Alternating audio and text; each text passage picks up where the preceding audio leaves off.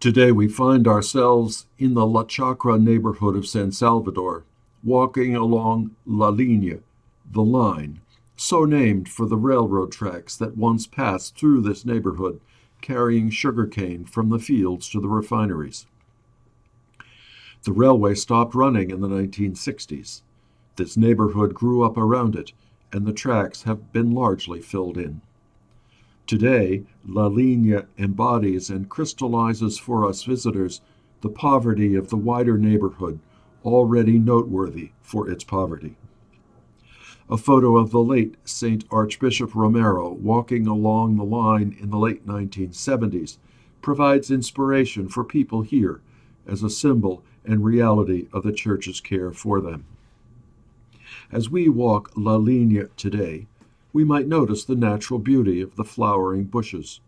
Same for the visual liveliness and variety created by residents through painted surfaces and caged birds. We might notice Protestant churches that must resemble the house churches of the early centuries. We might notice the paucity of what we would call grocery stores and the consequent burden the residents bear as they need to shop for food. I am struck by what I will call the semblance of orderliness and tidiness in a place of such poverty. Finally, we might ask ourselves, why so few Catholic churches other than Maria Madre Parish only a short distance away? The answer might be found in the often oppressive stance of the Catholic hierarchy to the rural and urban poor for at least the last 2 centuries. In the early 1800s, the fortunate few bought up land and created coffee plantations that relied on cheap local labor, including that of indigenous people.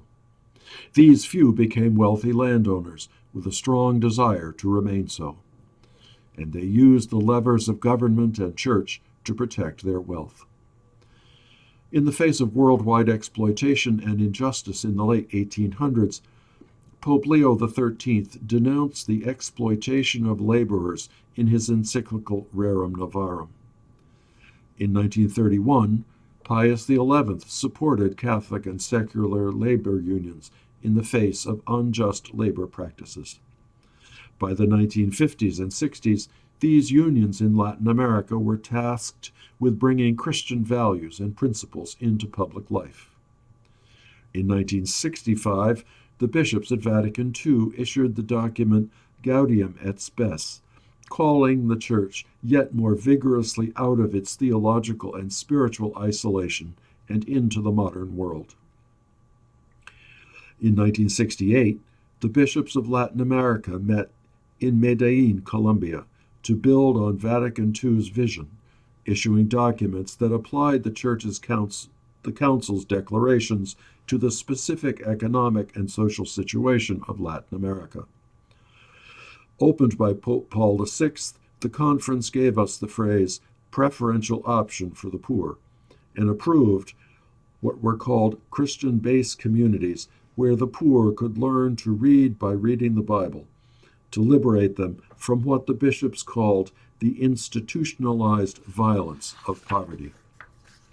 In 1979, the Puebla Conference of Bishops affirmed these movements as well as the newly emerging liberation theology articulated by Paulo Freire, among other theologians. In this era, many Catholic bishops in Latin America spoke this language. Archbishop Helder Câmara, Archbishop of Olinda and Recife, the easternmost tip of Brazil, became known as the Bishop of the Slums. Câmara summarized the Latin American challenge when he said, "When I give food to the poor, they call me a saint. When I ask why they are poor, they call me a communist." Archbishop Romero believed the same and was assassinated in 1979. Unfortunately, Soviet-backed communist and Marxist movements in these countries inflected church language about mobilizing base communities and unions with Marxist and Soviet-style communist language. This destructive admixture invited a Soviet presence, which invited a U.S. presence, and an East-West proxy war began in El Salvador and Nicaragua in the 1980s. The continued recalcitrance of the wealthy elite over the centuries has given rise to yet greater call for violence, and even actual violence among the opposition, even among certain Catholic bishops and priests. Also, unfortunately, a significant number of bishops and priests have continued to insist that the Church remain within its own walls, promoting personal holiness and self-sacrifice, and so, in effect, supporting the elite. Pope John Paul II became frightened by Marxist language and appointed conservative bishops who opposed liberation theology without also providing church support for the legitimate claims of the poor.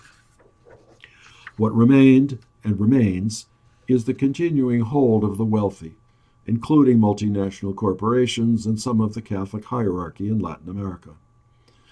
U.S. support shifts from one side to the other, depending on the administration. So what have we here? Another occasion to realize that parts of our world are out of control and that our only recourse is to prayer. Come, Lord Jesus. We can, of course, continue to undertake what actions we can to work for justice and peace. But the Lenten season and Jesus' life, suffering, and death remind us that God alone suffices and satisfies. So let's continue to pray the Jesus prayer, perhaps adapting it as you might wish. Lord Jesus, Son of the living God, have mercy on us and on a world of sinners.